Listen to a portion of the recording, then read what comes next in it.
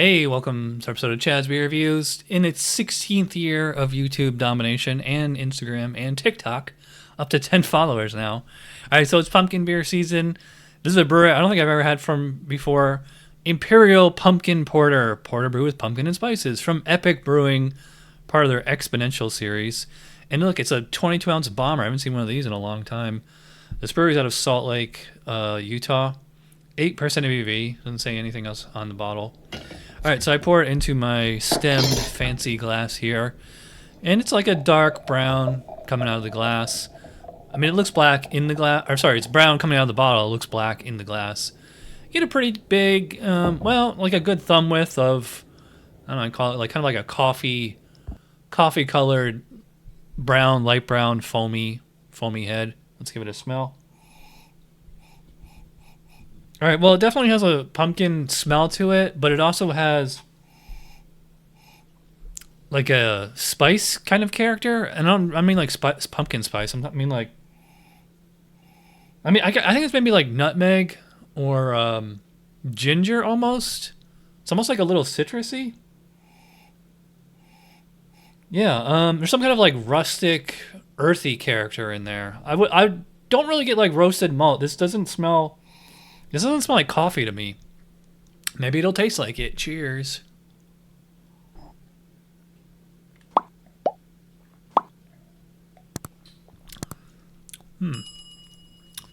Has like almost like a chicory kind of flavor. Like chicory or some kind of like root kind of flavor. Have you ever had a 𝓕𝗘𝗥? Like that's a beer that uses like spices instead of hops. It's kind of a flavor reminiscent of that. Now don't get me wrong, I do get, the pumpkin essentials here. This is not like a sweet pumpkin pie kind of beer like Southern Tier Pumpkin or Cigar City Good Gourd. This is, as I've said for like 10 years, or really 15 years, when it comes to pumpkin beers, there's basically two types, the potpourri types and the pumpkin pie types, and this is definitely the pumpkin potpourri. I think like that chicory or earthy character I get is probably just like the dark malt in there. It's just kind of like a general roasty kind of flavor. Maybe like a slightly burnt kind of flavor.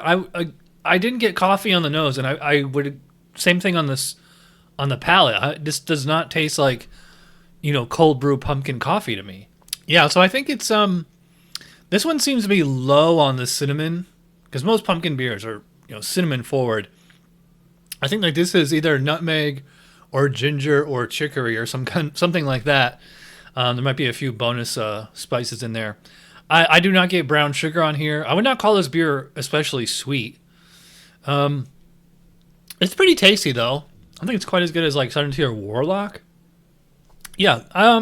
This is good. It's not great. I went into this thing this would be like a dessert beer. It's just kind of like a potpourri pumpkin porter alliteration.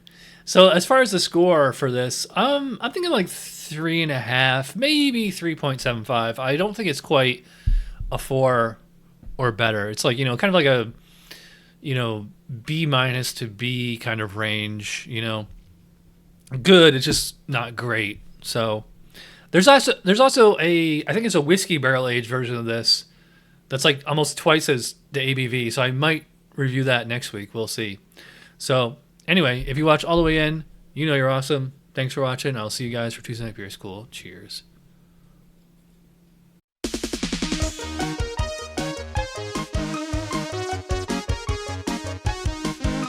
Somebody brewed it. Chad just reviewed it. Thanks for watching Chad's Beer Reviews. Trust me, the next episode will be a lot better.